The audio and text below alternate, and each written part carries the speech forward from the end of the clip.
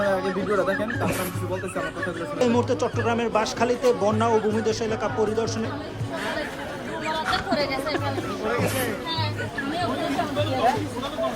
তিনি বন্যার্তদের সাহায্য করছেন, খোঁজ খবর নিচ্ছেন এবং হাঁটু পানিতে নেমে কিন্তু তাদের দেখেন বন্যার মধ্যে মানুষের তারা সহযোগিতা করতে গেছে, তো যেগুলো ওনার পিছে আছে সাথে আছে এই মুহূর্তে মানুষের কি সহযোগিতা করতে বলে উনি হাঁটতে পারে না। তো তুমি না যাও, আরেকজনটা পাঠাও, আর দুইজনটা পাঠাও, তারা যে দেখুক দেখে যেটা যেটা করার করুক। তো তুমি যেটা তোমার যে কর্মীরা আছে, কর্মীরা তোমারই দূরে রাখছে, তোমরা কি দেখবা, মানুষের কি শিখাইবা? তোমরা গেছো শুধু বিউ ব্যবসার জন্য, মানুষের দেখাই যাচ্ছ আর বিউ কামানোর জন্য। এইটা 100% তোমরা গেছো এটার জন্য, বিউ কামানোর জন্য গেছো। তোমরা যদি মানুষের সহযোগিতা করতে চাও তো তোমার যাওয়ার দরকার নেই, তোমরা ফোন দিয়ে তোমার কর্মী পাঠায় দাও, কর্মী পাঠায় দিলে তো হয়, ভালো হয়।